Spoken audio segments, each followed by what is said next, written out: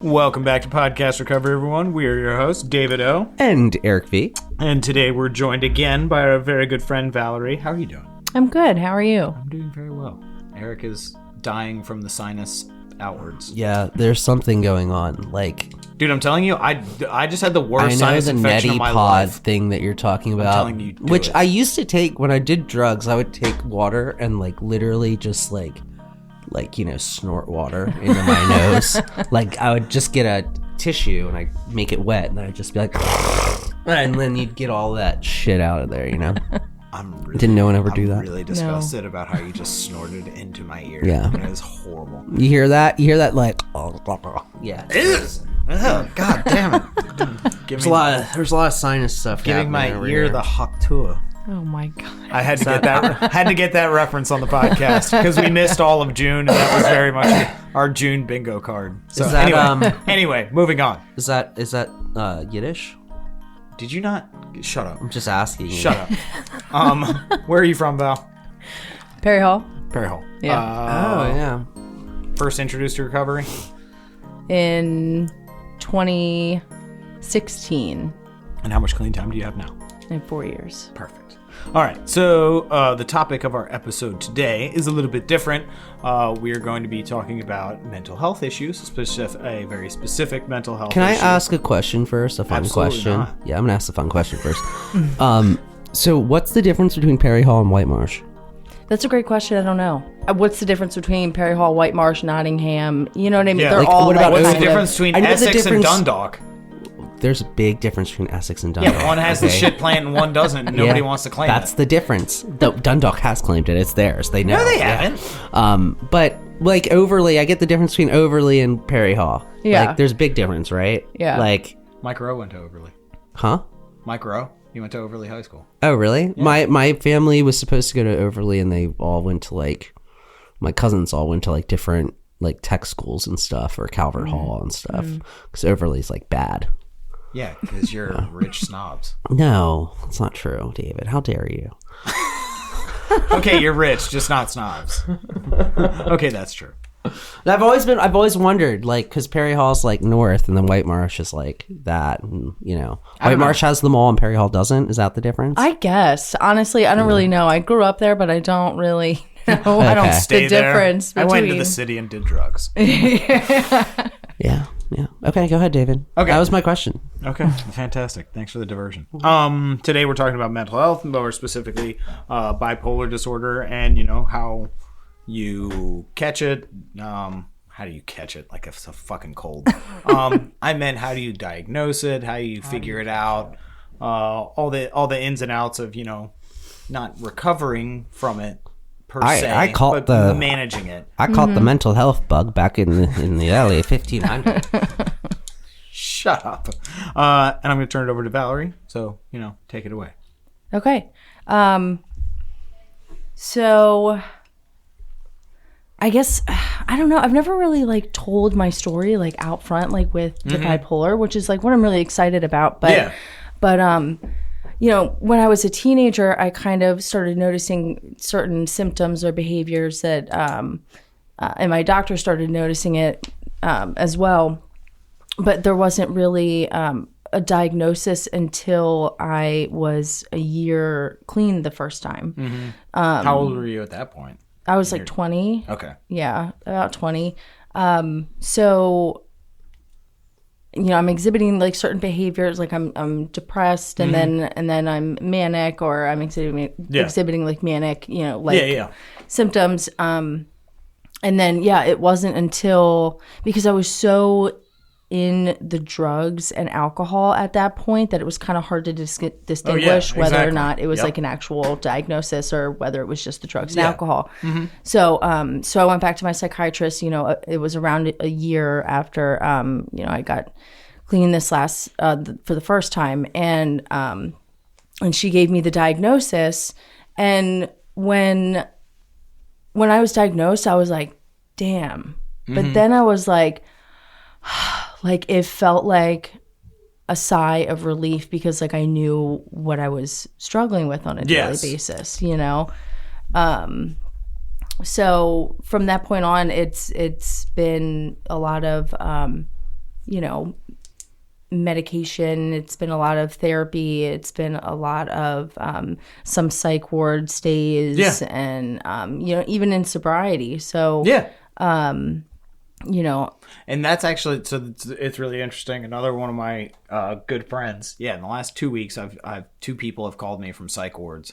One of them off the fucking rails in Utah. What he was saying to me on the phone, I was like, Jesus fucking. I was like, I love you. Stay there for a while. Right. You need some help. And the other one, you know, it deals with mental health and like deep depression, stuff like that. And they just seemed like they had gotten burnt out, and then they were just crossed the line of what they could handle, and that's when they went in. And it was just like 2 completely different stays. And the other person, you know, they were out in 5 days. They were just like, okay, why are you in here? Oh, well, I stopped taking my meds. Oh, don't do that. don't do that. You hear a lot of people say that like taking their meds is difficult. Well, okay, so I've talked to a lot of people, you know, with bipolar that say that it's difficult for them to take their meds kind of when they're in that manic state where they feel really good and like they don't think they need their meds and all this stuff. But for me, it was more difficult to take my meds when I was in a depressive state. Are you type 1 or 2 though? 1. 1, okay. Yeah. And at first I didn't know what the difference was. And then my doctor was just like, well, it's just the amount of manic episodes you have in a year. Yeah. So like, and I cycle very quickly. So like it'll be a couple of weeks depressed and then it'll be a couple of weeks manic. Then it'll be 2 months depressed and then it kind of fluctuates. Yeah. So. What's your diagnosis, Eric? 2. You're bipolar 2. See, like, so when I was in active addiction, I had 3 psych ward stints. And amongst those, the first one, they were like, oh, you have borderline personality disorder. I was on uppers, downers, shit tons of hallucinogens. I have one friend who has borderline. And like they have borderline. Yes. Like, you can tell. Yes. I do not. It was a misdiagnosis just based off the fact that I was in absolute drug psychosis. And so, you know, 18 months later when I go back, they're like, yeah, we don't think you're borderline, we think you're bipolar. And then, you know, I ran with that for the last 2 years of my active using, and eventually it was just like, you know, fuck these meds, and just got off that, and then, you know, crashed and burned, got clean, and did 2-3 years of intensive therapy. And as I went along with that therapist, they were like, within 6 months, they're like, you're definitely not borderline. And then like 6 months after that, they're like, we don't think you're bipolar either, but you do have major depression, which is entirely different. But they were just like, just like you said, drugs can throw a wrench into the whole like process of diagnosing. Yeah, absolutely. Back to you. Sorry. So, you know, kind of like talking more about the mania, like I didn't really recognize that it was an issue because I liked being manic. Yeah. You know, and you're getting so much shit done. Free high. Yeah. Right. I felt on top of the world. Like I could do anything. I was doing multiple different projects at the same time. Like, you know, I was talking I actually have like a whole bunch of shit down in manic phases in there. And I'm like, ooh, good. Check. Don't have to ask that one. Yeah. So, but now it got to the point, you know, probably in the past like 2 years where I absolutely hated being manic. I hated it. I dreaded I was just about it. to ask it. So what's the downside of manic phase? Because you technically feel happy and you might be getting a lot done in your life, and you seem super productive. But it's so unmanageable. It's so unmanageable. And like for me, it's just this like overwhelming feeling of being completely out of control. Like I don't know what's going to come out of my mouth. I don't know how fast I'm going to speak. I don't know what I'm going to, you know, get into next. I don't know if it's going to be, you know, it could be dangerous, you know. I put myself in a lot of stop taking your meds. Right. And I put myself in a lot of dangerous situations. with the impulsivity and all that stuff. But it kind of, I was talking to somebody a couple weeks ago, and she's bipolar too, and bipolar 2 or bipolar also? Okay. Yeah, bipolar also, and we were kind of talking about how your body almost goes into this kind of trauma response. Like once you're stable, like for me, like I'll just talk about me. For once I'm stable, and I start feeling even the slightest bit of, oh my gosh, maybe I'm going into a manic episode, my body starts to react like it's a traumatic experience. Yeah. Like it it's terrifying. And something that we were kind of talking a little bit about before this was the hallucinations with that come along with bipolar, and I did not know that was a thing until I started experiencing them. So until I started kind of like visual, auditory, I would feel like somebody touched me, or I would feel my cat kind of graze my legs, and then I would look over and she's on the other side of the room, and I'm like, oh my gosh, like am I losing it right now? Yeah. And not that long ago, it was like October, November, like I went into a crisis center because I was like kind of that same thing where it's like I was just burnt and I couldn't function. I couldn't function. So interesting. So I actually have a question, because I heard this talked about with triggers, how there's kind of an basically sort of like an anti-teaching to triggers right now, because like the model beforehand is like, okay, let's identify your triggers so we can do that. But now there's kind of this other way of thinking where they're like, we're not going to identify your triggers, because if you like basically like inception your mind with these things to look out for, you're going to constantly see them everywhere. right. And so they're like, well, we're not going to do that, and we're just going to react to whatever event happens when it happens. Right, in real time. And I'm just like, what are your thoughts on that, you two, Eric? As like, would you prefer to like know exactly what's triggering you, or if you didn't know, and I don't know.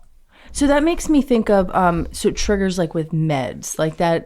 Okay. So there are certain medications that I can't be on because it will trigger a manic episode. So I think it's super necessary and helpful to know certain triggers in that sense. I do appreciate the approach of like kind of just like taking it on as it comes, because I think it kind of gives you less time to psych yourself out. Yeah, exactly. So I think, I would prefer to know some of my triggers, or I would prefer to know, what medications I can and cannot take. But then I think that's a whole other clinical level. Like, Yeah. yes, we do need to know this. Right. Because that's like an allergic reaction almost. Right.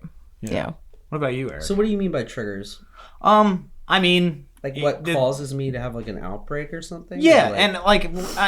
and obviously it's different for different mental health issues. Like, I have trauma and PTSD and depression. So mine is like, okay, Christmas rolls around, I know David's going to get sad. But David likes Christmas too. I do love Christmas, but I have a lot. But you have times when you get sad about my Christmas. Christmas story.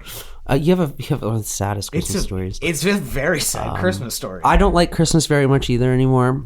Ever since my one friend died, like a few days before it, it's always felt a little. But see, for me, knowing that I have that like time of year trigger, my brain anticipates it. So like, you have such a bad core memory. Same with my birthday. Like I had really Birthdays suck. I had really shitty birthdays. Anyone who thinks birthdays are cool. So like the month leading up to my birthday, I just like my body reacts. Can we rebrand birthdays as like, something for the mother and make it Mother's Day? I heard that the other day.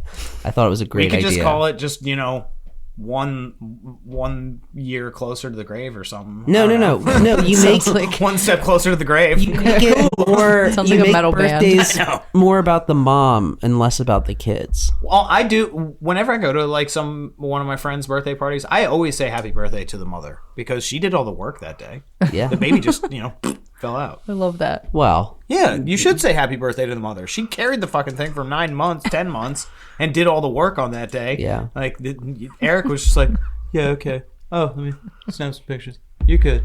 well, Get it that was shot. a little more Get that shot in your spine. It's a little more traumatizing than that. Anyway, back to triggers. So, like, yeah, when I have those, and people who have seasonal affective disorder, like, if they recognize that, like, oh, I get sad in winter, is their brain making them sad? Like, are they like, you know, are they psyching themselves into that event? Oh, huh. It's interesting. It's really kind of a chicken and the egg kind of thing. I'm not really doing that anymore. When I was younger, maybe, but not now. I don't really have anything. Like, I feel like it's more organic. You're like, I'm sad in all seasons. Yeah, pretty much. I mean, it's just melancholy. Like, that's type 2, right? Yeah. So, yeah. That makes sense. Well, I mean, did you ever have any Triggers? Yeah. That, like, I don't know. I don't really have drug triggers, but, like, PTSD stuff. Maybe PTSD stuff, but not depression stuff. There's nothing that's going to be like, oh man, I'm more sad now. I would just be like, ha.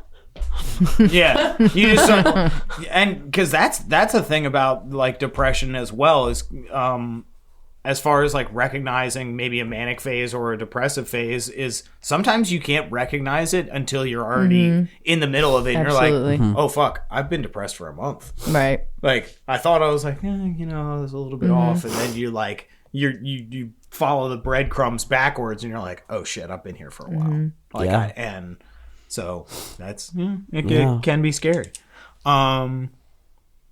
So what are some? We're gonna do a round robin on this one. Some of the symptoms of your mental health, like you talked about the auditory and visual hallucinations. Like what else?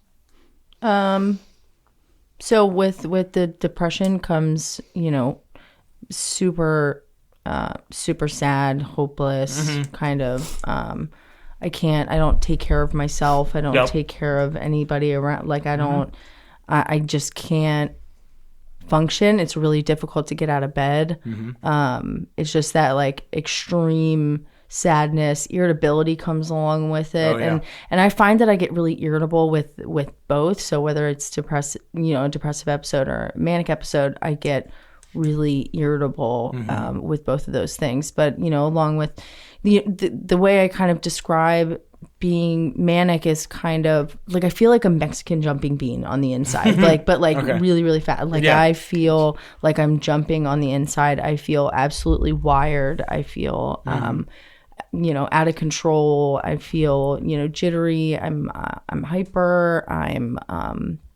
You know, I get these things where like I get these ideas in my head where I'm like, okay, I'm going to run a marathon. And then I'm like, and then I start training for that marathon, right? And then the depressive episode hits and then I'm like, nah, I'm not going to run a marathon. I'm not running to the bathroom. Right. So I don't know. I think they're general symptoms for everybody, but I think it kind of differs between, you know, depending on the person. What about you, Eric? What are the symptoms of Eric? Well, if I go into like a depressive state, then it's just like I sleep a lot. Sleep is pretty much a lot of sleep. Yeah. Yeah. That's the biggest way to tell. I sleep. Because I'll sleep like 12 to 16 hours. Now on the other side of it, like, do you ever see yourself like, okay, manic? I'm working even way more than I usually do? I get manic, but I don't get manic very often. It's because I'm type 2. So like I only get manic for like 3 days maybe, like every once in a blue moon. And like I can tell. It's great. I'm glad you're just hyping up bipolar too. You're like, oh yeah, everybody should get this diagnosis. No. Super sweet. No, it's well, I mean, what am I saying? I liked all drugs. I was about to be like, I really liked uppers, but I loved downers too. So that's gonna be my next question. What? What drugs I'm on? How the because you should be on drugs if you're have lots of mental health issues. But Prescribed medications. you can call them drugs. They're drugs. Yeah. It's more fun to call everything drugs. That's true. But yeah, I mean, that's the bigger thing is just like, yeah, I like the thing I think with manic, I don't know, it's changed a lot though. Cause when I was younger, mania was definitely different than it is now. Cause now I'm just tired all the time anyway. Yeah. You know, especially being a dad. even when I'm manic, I'm just like, oh, I can pass out right over there somewhere, you know, it's harder. But yeah, when you used to just like, you know, DIY your clothes. I still DIY my clothes. I know, but like he has this one pair of jeans that is just covered with just all sorts of just scribblings and shit. And like you can tell, like, oh, Eric was going through it. Yeah, really bad. I loved it. Yeah, it was great. Yeah, it was pretty dope. Yeah, I still have those pants. Don't wear them, but you should. They are break them out every once in a they're while. hung on my wall in the basement. Okay. That's fair. I do not. Besides as those, a shrine to your sadness. besides those jeans, I do not own another pair of jeans. I got rid of all of my jeans. Oh my god, I love jeans. Jeans are great. Have you not worn like, you know, like this is hemp, but You're wearing a hemp pants? I hate you. Okay. Well, all right. So, I mean, you guys both like definitely Valerie. Like my shit is mostly depression. I don't really get manic phases. Like I will just get into a place where it's just like I want to die. Like I don't like this. I don't want to be here. Yeah. And that like that's a really dangerous place to be because even driving is potentially dangerous because you're driving just looking at like where can I run this off the fucking road. And like people like in the recovery community they're like, oh, you're just not grateful, and I'm like, it's not fucking like that, dude. Yeah. And you're not grateful. they're like, you're not keeping gratitude in the front of your mind. I'm like, you don't know what the fuck you're talking about, man. But life is overwhelming, especially nowadays, just with how much just complete utter chaos is just constantly around us. And like the combination of, you know, just American work stress, just we're just constantly worked to a bone in this country. Right. Yeah. And then, you know, just stresses about being a father and a husband and, you know, making enough money and the future and all this stuff. It just starts going into this just basically just a reservoir of sadness, and just it's only a matter of time until like that's the name of the episode. What, a reservoir of sadness? Yeah. Oh my god, that's a terrible episode. That's a terrible episode. Everybody's gonna skip this one. A reservoir of sadness Until the dam breaks, and then it's just like and it sucks, like because it's not like in other countries where, like in Germany, like if you have like you're burnt out, you have a mental break, your job is like, hey, take 6 months off and you'll get paid and, you know, get yourself right. The only option is like I have a kid, I have bills, I have to get up and go do my shit. I do not have an option. So like it's just that feeling of like I am just trapped in this fucking cycle and that's like, and I'm not saying like women are not a part of this equation, but men in this country don't talk about that shit. And they're just, and like, because they just don't feel like they have anywhere to go, anyone to talk to, and like nobody cares. Right. And then there's that stigma. Yeah. You know? 100%. Yeah. It's just, oh, be a man, keep doing your job, shut up, and like just show up. And it's like, that's what we do. Right. Like I talk to my coworkers who aren't in recovery programs at all, and they're just like, yeah, I'm gonna go home and, you know, drink a whole bunch of whiskey and it's self-medication. And just because and luckily now weed is legal, so it's like, oh, you know, I'm gonna go eat some gummies when I get home, and I'm like, okay, that's way better. Yeah. That's a start. That's a step in the right direction. chilling out, you know. But one of my tells that I can like see it is my music changes. Does your music change? Absolutely. Like if I'm okay, I can listen to a variety of things. Like I'm like some Zeppelin, some like whatever, just like just an eclectic movie or a music taste. I'm listening to everything, and then Mad World starts coming into the like the playlist a little bit more, and like there's some sad Linkin Park songs that start creeping in, and I'm like, oh, I'm really feeling these. And then like the sad Slipknot songs coming in, and I'm like, I really want to listen to Korn today. And then it's just like starts like going down this just darker and darker rabbit hole to the point where it's just like Korn? Yeah. Oh yeah. Like a freak on a leash? No, when you're talking about like does Limp Bizkit ever Falling Away From Me, which is just all about being beaten as a child, it's like, yeah, let me tap into that emotion because that's what I want to think about right now. Can I ask a music question? Yeah. Since you mentioned Korn, is Limp Bizkit still in your repertoire? Because, absolutely not. Well, I mean, to be fair, every once in a while. Korn and Limp Every once in a while. Every once in a while you have to listen to break stuff just because you're super angry and you're just like, God damn it. Well, I mean, Korn and Limp Bizkit were tied together as kid. Like, for me, as a kid. They were like... Yes, they but were one is a good together. band and the other one is Limp Bizkit. I mean, Limp Bizkit, dude, like... They're coming back right now, which is so weird. They're that hot again. one album was really good. That one album. What was it? $3 Bill? Might have been $3 Bill. Or, the one no, Significant Other. The one with Method Man. Significant the Method Other. Man song. Yeah, Significant Other. That had bangers, like on Yeah, the yeah. TRL It was days, a good album. you know? Like, yeah, it was a good album. I remember it. But no, I did not. Like, maybe once or twice a year, I'll be like, let me put on a Limp Bizkit Their version song. of Faith is pretty good, too. Their version of Faith is amazing. Yeah. Yeah. And, okay. So, going back, like, talking about that. So, as a 12-year-old, I'm listening to Falling Away From Me by Korn. I was listening to a lot of Eminem. Yeah, but, like, that was kind of a hint to me. I was like, something's wrong.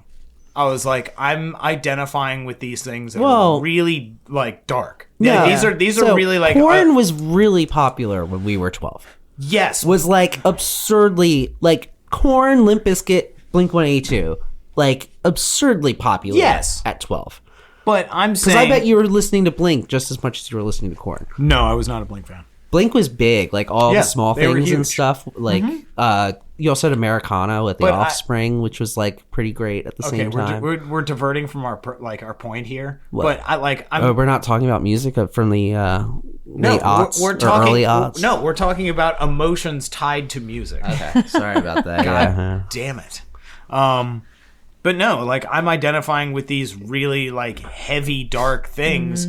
And, like, at the time, which just, like, spiraled me down, I was like, why does nobody recognize this? I was like, there's no adults seeing this? And it just made me feel even more alone in the world. I was like, why is nobody seeing this? Like, this doesn't make sense to me. Like... And I'm not saying, like, music is everything, but, like, parents, if you're out there and your kid is, like, all of a sudden buying a shit ton of, like, heavy metal shirts and album, like, maybe at least have a conversation about, like, what's going on? Well, like, do you just like the riffs? There's nothing wrong with heavy metal. Is it just popular? I thought heavy metal... But I mean... I thought that heavy metal was not like that. Like what? Depression and stuff. I thought there was a lot of, like... It is. But I thought there was a lot of, like, upbeat, like... the mosh pit's all about good vibes and, like, you know what I mean? I know a lot of, like, Christian metal bands that maybe not a lot, but, like, I've a good amount in on my playlist that it's not all like that. What? Wait, what do you mean you have it on your playlist? Like, what are we talking about here? Like, back Creed? in the day, like POD. Like a POD? POD? Yeah, POD they made some bangers. Youth of the Nation.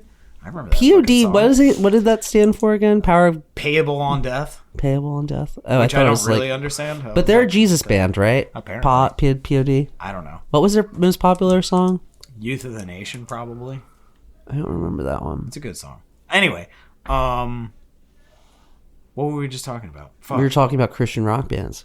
Oh, yeah. You were like, oh, I thought it was all positive. Yes, it is, but it's being positive in, I'm just saying, in the face of a lot. I'm just saying, you're like saying, like, if your kid's a little different, go and talk to them. I'm just saying. I think it's like I think we're focusing too much on the genre. I think like if it's something out of the norm. Yeah. Yes. Like if your kid's coming home listening to Elliott Smith, there may be something wrong. Well, I mean that's shit that like Jonathan Davis was like the reason he gravitated towards that shit is because he was raped by two of his fucking uncles. Like, he had a lot of trauma, and yes, it's trying to create something positive in the face of a lot of inner turmoil, which ultimately like these bands do, and that's what connects them with people is because like there's all these people out there like you and me that are like, okay, I feel that way too. Like He was raped by his uncles yeah, at the same time? no. At separate times, Okay, which is not better. That's worse, There's probably. That's still bad. Still bad. Just I wanted context. Yeah, you know. So like, it's there's this kid, and like, what he's from fucking Bakersfield, California. He doesn't know what the fuck he's doing. You know a lot about corn. I love corn. Corn's amazing. Like talking about little Jonathan Isaac, like Jonathan Davis. You son of a bitch! How dare you? How dare you? Jonathan Isaac, I think, is a basketball player, I think. Probably. Yeah. But anyway, yeah. So music is a tell. How did, which, I'm now roping this in. How did your addiction tie in with your mental health? I mean, it was hand in hand. It went hand in hand. You know what I mean? Whether I felt, depressed or whether I was manic, like I used any substance, like drugs, alcohol, whatever, to like. Did you use according to your mood? Well, I would use to either enhance my mood or to not feel the way that I'm feeling. Yeah. So like when I'm depressed, like I didn't want to feel depressed, and then when I was manic, I was like, oh, this is great. Let me get super trashed. Sometimes I would double down on the depressed. Right. I'd be like, let's dig this hole deeper. Yeah. Eric's 100% that way. He's like, I'm sad. I'm gonna bang some dope. Yeah. or I'm gonna sleep in this closet for a few days. You've never slept in a closet? No. Okay, you've not been to my level of sadness, I guess. Well, I've hidden some closet, but never slept. No, I've slept in closets. No, I've never slept in a closet. You've never slept in a closet? It's because it's like very confined and dark. And, it's very, there might be a dash of the tism in there where you need your little safe place. Your little safe place. Yeah. Was your using to amplify or antithesize your both? Yeah. It all depended on my mood. Depends on the mood. Like if I was having a shitty day and I'm like, man, I'm like really getting because down. sometimes I need some cocaine. Like I always needed something. You know what I mean? Like substance wise, like I always needed something, and whether it was to, diminish how I was feeling or like enhance how I was feeling, it didn't. Yeah. And sometimes you enhance the sadness. And I'm a that could be the name of the episode too. Enhance the sadness. Enhance the sadness. I'm also like a firm believer that, obviously mental health, just like anything, which I'm glad the world has gone from a very, pardon my pun, bipolar view of, it's either black or white. Like you're gay or you're straight, you're crazy or you're sane. It was very much that just dichotomy of you're either one or the other. And now I mean, there's a lot of pansexual people out there, Well, that's what I'm saying. The world has really started to move into realizing that, life is a spectrum. Like even amongst bipolar, like there's a spectrum that we all fall on. Right. And with people in substance abuse recovery, I think pretty much all of us are on that spectrum of mental health, for sure. I'm panpolar. Shut the fuck up, Eric. I feel all the feelings. You feel no feelings, you sociopath. Fuck you. When was the last time you cried? I cried this morning. David, we've talked about this. Like, there's How often do you cry? I don't really cry that often, actually. Oh God. David cries at like sunsets and Well, shit. I'll cry at like little stuff. Like I'll look at like on my phone and see somebody like getting proposed to, or like like cute little stuff, like or like a gender reveal. I'm like, oh my gosh, I get all teary eyed about so that. But like, David gets teary eyed about that, but then he also gets teary eyed, like I don't know, like let's say like If you say a fucking falcon flies in front you of his are face no, or something. that is bullshit. He's just like, That is nonsense. That is nonsense. That is nonsense. That is nonsense. That is bullshit. That is no. Fuck! I completely forgot what we were talking about again. You my bastard. God. The quality. The spectrum. Shut up. No, like there's varying degrees of mental health amongst us, because like I don't think anybody who is putting rails up their nose or needles into their arm entirely loves themselves or has a healthy outlook on themselves and the world. People can't to at least some degree. Wait, why can't people get piercings or tattoos? I think all people. I agree. I think it's the exact same. I think it's the exact same. It's just the way you said that. I was like, I had to say it. But that's also kind of like kink I was like, shaming because me. you were like, saying don't like do that. because you were like I like putting the pain, pins in bitch. your nose and needles in your arms. I was like, were we talking about piercing and tattoos? Like before this. I love that. Yeah. Absolutely, and I think that's a part of it as well. And That would be a cool T-shirt, actually. I like that. okay, so here's a question: was because it's a part of both of our stories, was self-harm part of your story at all? Yes. Ooh. Okay. Yeah. That was a big part of my story. Yeah, for sure. In like kind of teenage years, and then a little bit after that. Have you figured out a reasoning as to why you did it? I know, for me, it was a way for me to control my pain. Yeah, that's the big part about it is control. I wanted to control my pain. That's For why me, I still like, do I it. was so depressed at that point, and I was so depressed for such an extended period of time that like I just wanted to feel something. So, yeah, and then similar. it became, and then it released, and then I felt better after I did it. So then it became this like you addiction. figured out the ritual. Right. Yeah. And then it became this the addiction that I rituals, was addicted Yeah, to. yeah. I mean, it's the same thing. It's the adrenaline hit. It's the dopamine, serotonin, norepinephrine. Well, you were a burner too, right? Yeah. No, which is kind of weird. I'm not really into the burning part. No. But I never really got into that either. No, my favorite was a car lighter. I loved the old car lighters, and, and I would usually like fingertips and like inside of my knees. Yeah. Or my ankles. Fingertips. Yeah. Ow. Because you could always play it off like, oh, I touched it. I didn't think it was hot anymore. Just so, like, if anybody asked. Because, like, no offense to call you out, your arms are pretty obvious. So when What? What do you mean? Yeah, when people saw them, you probably got a lot of questions. I still do get questions. Exactly. So I was like, I don't want anybody to ask me a fucking thing. So how can I be as covert about this as possible? My arms are super obvious. There's no... Yeah. Even though someone was like, were you attacked by a raccoon? I was like, yeah. Got attacked by a raccoon on both my arms. Look at that. Simultaneously. Yeah. It was just, 2 fucking raccoons. yeah, it was a possum massacre all over me.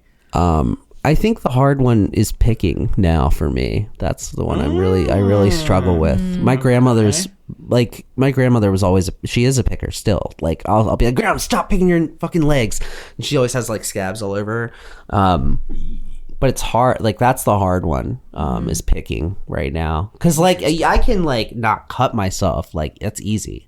But picking is like, you go in front of the mirror and you're like, oh, I don't really like that. I don't like that blemish. Oh, I don't like that pore. Oh, it's an ingrown hair. Oh, what's this? Oh, And then you flip the mirror because I have a wife. And then I'm like, ooh, look at that. Now we're like up close. Let's get all this extra shit. You've never done this? No, I'm not a picker. I've definitely done this. 100%. Yeah. Nope, not for me.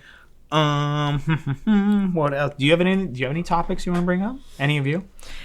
Can I bring up kind of something that you mentioned a little bit earlier? Absolutely. You kind of touched on it, and you talked about being in recovery and having a mental illness. And I think sometimes, at least for me in my experience, I've had negative reactions from that, or like where people just say like, oh, just be grateful, or oh, just pray, or oh, this or that or whatever, some really like old school, you know, AAers. And sometimes like that can be really dangerous for somebody. Or if like, you know, I've heard of people, this has never actually happened to me, but I've heard of, you know, people giving advice on taking their medication or not. And it's like, no, because like what AA can provide for me is like all these things that they provide anybody else, but I just need a little extra, a little extra with that. That's all. And I think it's like, I think it's important to do that in a safe way, you know, because I waited a year until I was diagnosed bipolar because one, the doctor at 6 months was like, maybe we should give it a little bit more time to kind of see like where you're at, because like all the drugs were still, you know, in my system. It takes, you know, it can take up to like a year and a half for your brain chemicals to get back to a level, what is your normal. Right. Yeah. And then it's figuring it out from there. No, I think you described that perfectly. Like, there's a lot of us out there, like all three of us, you know, we've gone to therapy, we've different levels of care clinically, medically. Like I'm not a doctor, you know what I mean? I'm just another drunk trying to help somebody else. Exactly. You know? Like fellowship recovery is addressing the social and emotional and spiritual needs of the addict. Like you know, you're getting around people that are on the same path as you. You're getting advice and connection with human beings that are, you know, again, on that positive train. And then you're finding your own spiritual or psychological path, your ideology of how you want to move forward morally and with all that. That is not medical.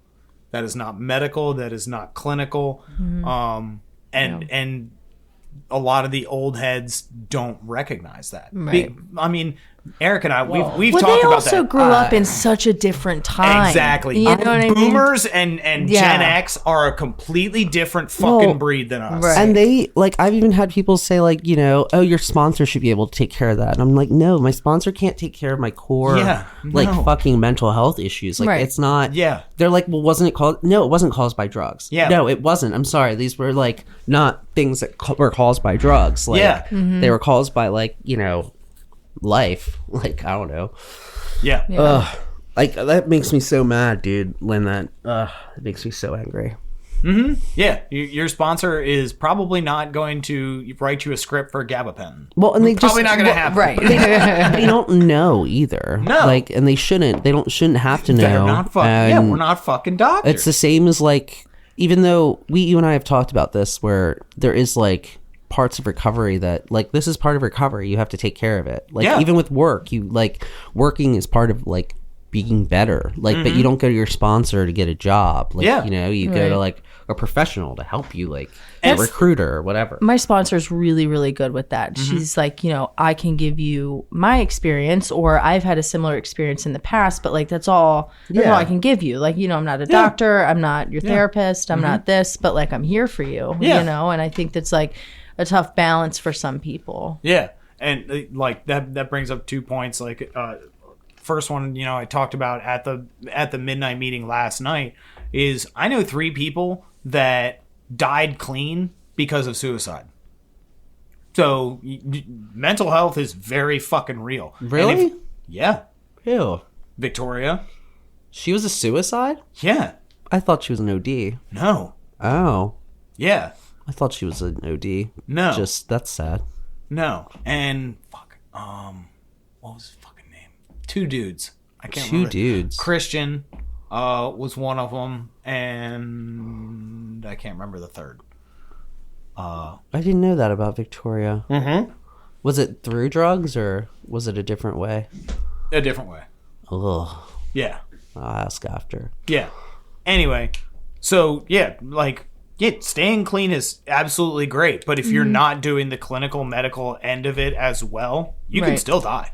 Like, you could still die. And it's interesting how, you know, egotistical people in recovery will want to play doctor like that. Right. But if it's Right. like, hey, can you give me advice on this real estate project, or this law like court case I have coming up? Oh, well, I'm not a lawyer. Yeah, no shit. You're not a fucking doctor either. You're not a real estate agent either. Shut the fuck up.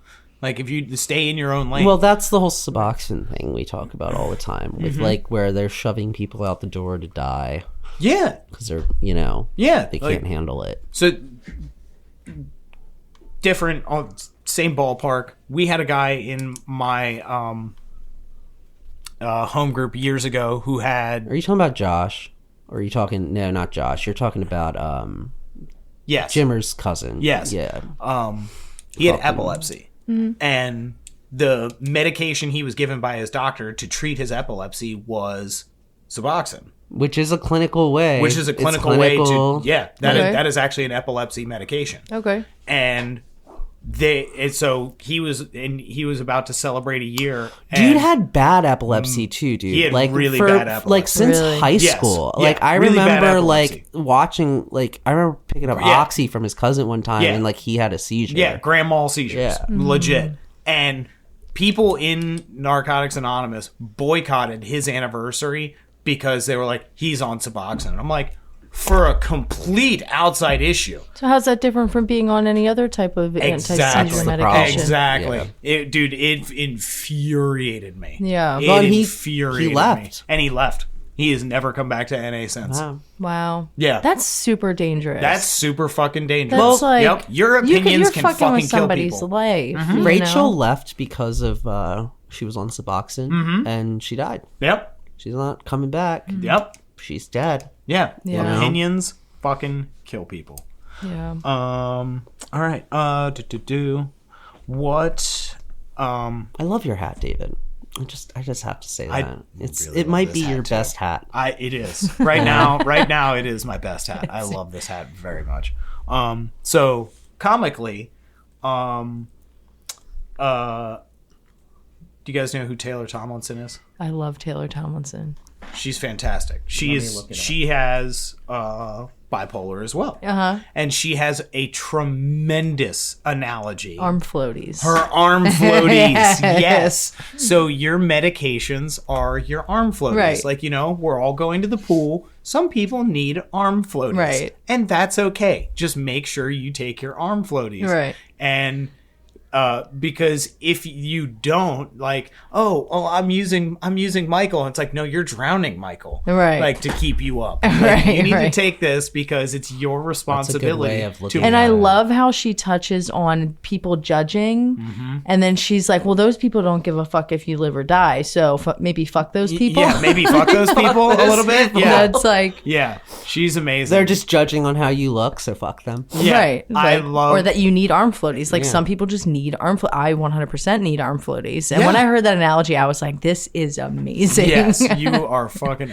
I want to marry her so bad. I will divorce my wife tomorrow. Oh my God. So what's the question? What It medication? wasn't a question. It was just Yeah. just touching on, like, I wanted to get that on air for anybody out there. Like, hey, even if you are bipolar, you can get on Netflix now. You can get on Netflix. It's not a death sentence, you Right, know. it's You not. can still be a very functional person, but she has talked about how it's been very difficult Right. for her. It is really difficult. And also, like, when her friends were like, when she was telling her friends she was bipolar, and they were like, oh, yeah, that's kind of like your middle name. I knew you had it, but I just didn't know what it was. I was like, oh my love that. God, that's amazing. She's so funny when She's she so talks funny. about that type of stuff. Yeah. So, I mean, and like some of her Instagram stuff is like super revealing about like how she deals with it on a mental and like constant basis. Right.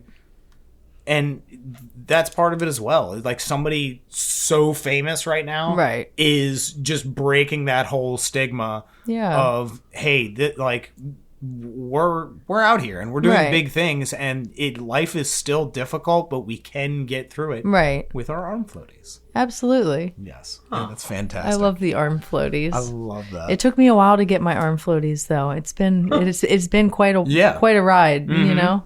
And that brings me to my next question. What exercises or what things in your life have you found that are positive and good for your mental health? Positive and good for my mental health. So like things on like a daily basis, like I pray a lot. I pray a lot. And then also a meditation, like doing meditation with that as well. And it doesn't have to look like you sit on the floor, crisscross applesauce, all zen in your room for 20, 30 minutes. It can just look like you sit up on your bed and you kind of close your eyes and you're just present. Yeah. And listening to whale noises. Right. But yeah, little things like that really help. You should come to my meditation home group, by the way. I have a meditation home group. Oh, really? What night? Yeah, it's on Wednesdays. Okay, mine's on Thursdays. Okay, perfect. Come to mine, I'll come to yours. Okay. Deal. Anyway. And then what I've found really, really helpful is exercise. Like I've recently started, just over the past maybe month or two, getting back into working out and like not putting expectations on it, because I always like struggled with that. Like I always like go, and that kind of stems from like an eating disorder, standpoint as well, is like pushing myself too hard, not focusing on what really is to focus on. So like what I'll do is like I'll go to the gym with just the expectation of just getting there. Like I just need to get there. And then and then whatever I do after that is good enough. So and that's been a really kind of my mindset has shifted a lot, and in regards to that, but like in regards to my perspective on just having bipolar and like dealing with it on a daily basis, because now I have my arm floaties, and that should be the name of the episode. That really should be the arm title. Floaties. Yeah, get your arm floaties. Get your arm floaties. Everybody's like, get your arm floaties. See, that's a way more intriguing title, because people are going to be like, get your arm. What is that about? I'll listen. Yeah, some people will get it. They're like, oh, arm floaties. Yay. Yeah, I love Taylor Tomlinson. She does have a really big head, though. She does. She does. She acknowledges it, though. Oh, yeah, she totally I'm looking at her IG right now. She owns it. She does have a big head, doesn't she? Yeah, she does. But she is super adorable. Large melon. And, dude, you should watch all three of her Netflix specials, because they're so funny. It's such a progression, because the first one, she's like, because she was raised like super Christian, and she's kind of dealing with some of that trauma and everything, because she's also young. I think she's like just about to turn 30.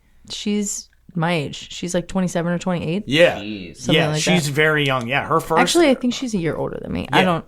Her first Netflix special, she did at like 22 or something like that. Which Really? is yeah. Was she that young? Yeah, it was like 5. Wow. Because if she's 27, her first Netflix special was like 2018, something like that. It's like 6 years ago. Damn. So yeah, she's super way ahead of the curve, right, for her. But no, like, and then like she talks about in the second one how she would take like half of a THC blueberry, and like just because she wants her sleepies. And then her third one, like she's like, oh, I found out I'm bipolar, and it's just like it's such an amazing progression of who she is as a person. It's really cool. It's really awesome. I'll have to watch it. Yes. Your exercises. I haven't been exercising. I talked to my doctor about this week. It's coming back. Okay. I'm slowly building towards it. What else? That's what I need to do. Just exercise. I need to exercise. That's the best, honestly, is exercising and walking my dog. Yeah. Which is exercise. Yeah.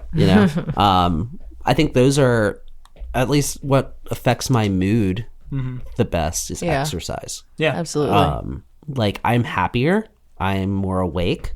I'm not as fatigued. Yeah. And as it just sucks the first 2 days, and then once you get in the habit, it's great. Yeah.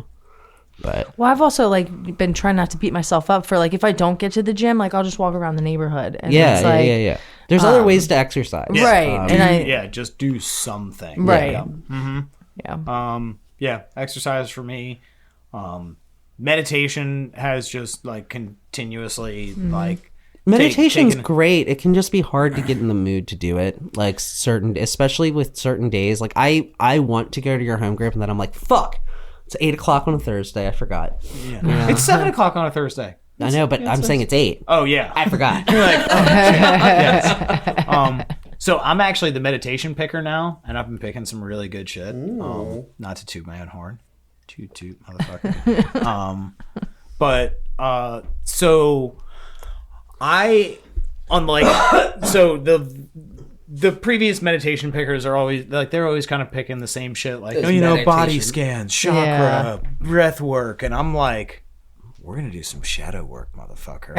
We're gonna talk Shadow about, people? and we're gonna talk about fear response. And I learned about shadow people on a ghost tour the other week. we are not Have you ever talking heard we are about not shadow talking- people? Yes, he's called the fucking Hat Man. He lives in my closet. Let's not talk about this right The now. Hat Man.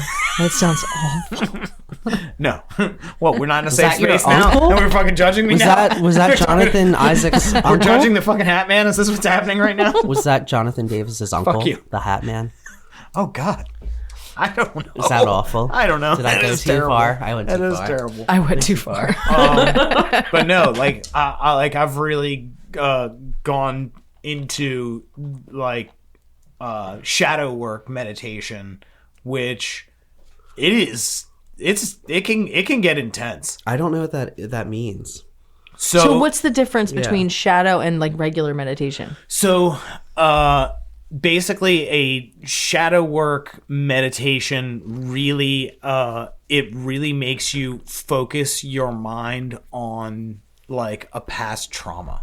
Oh, Like, and they'll be like, "Hey, we're gonna like find that event that made you feel the most shameful in your past, Right. and we're gonna look at it. We're gonna pull it out, like we're gonna pull it out of the closet. Yeah. and, So, That's like some we're that's therapy essentially It is. EMDR, dude. yeah, That's it is essentially what it is. you're doing is Yeah. EMDR. Yeah, essentially, yeah, by myself. For free. For freezies.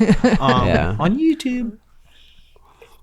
And some of them get really intense. Like, That's similar to what my doctor told me. My therapist told me to do recently. Is I have to go. dude, shadow work back. shadow work meditation is phenomenal because it's also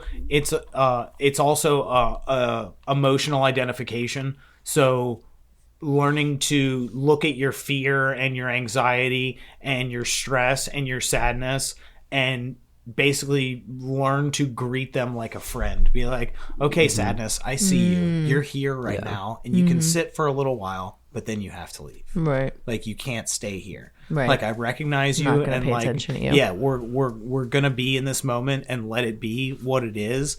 But then, like, after this, 45-minute meditation, we're gonna let you go, and you're gonna go back to where you belong, and you're not gonna stay here. Yeah. And like stuff like that, like just trying to really right size your emotion and basically dial in your emotional volume knob. Emotional volume knob.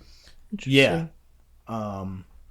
It is some really cool shit because most people don't realize that that's what, like, everybody thinks meditation is just supposed to be, oh, you're doing mantras Like, and chakra yeah. work, and it's like, no, it can be a lot of really like digging to the subconscious parts of your mind through really deep relaxive states, and that's like a lot of like Reiki healing and stuff like that. So yeah, I'm like bringing some of that into my meditation. I'm starting to like sprinkle it in, and people like, I've gotten some wild. I did one about basically greeting your higher self, and it like talked about like it was like half transcendental, half basically like journey meditation, and you go and you meet your higher self. And it like takes the form of like whatever you see. And like this one dude just started crying. He was like, I lost my mother 2 weeks ago, and when I saw my higher self, the person that was my spirit guide with me was my mom. Aww. And this guy's like crying in the meeting, and I'm like, oh my God. And he just got here. That's some heavy shit. Yeah, he just got here from Boston, and he's in he has super thick Boston accent. Cool dude. Join the home group. He was like, I've never been to him. He was like, I've never experienced anything like that before. He was like, I literally just saw my mom and got to, because I picked like a 35-minute meditation. Yeah, So we're just in the room, just quiet, and this good dude. Yeah. So yeah, it can be really profound when you're willing to, kind of look at your old scars, and you're like, okay, we got to open this up, and there's some infection in here. We got to clean this the fuck out, and doing it with your mind and your spirit is really, it's important, and that's probably the biggest exercise for me right now in my life. Yeah. Side note, Taylor Tomlinson person that you guys are both like obsessed with. Yeah. She has a show on CBS called After Midnight. Yeah. Like that's crazy. She's a late night host, essentially. Yeah. Which she'd be the only female late night host right now, I think. Yeah. I think Samantha Bee's show's gone, I guess. Yeah. Dude, Taylor's amazing.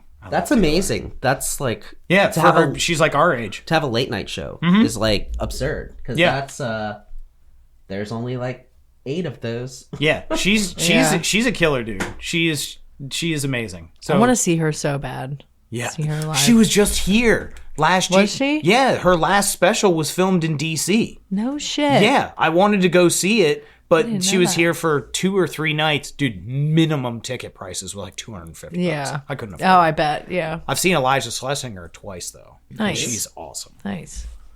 Also, smoke show.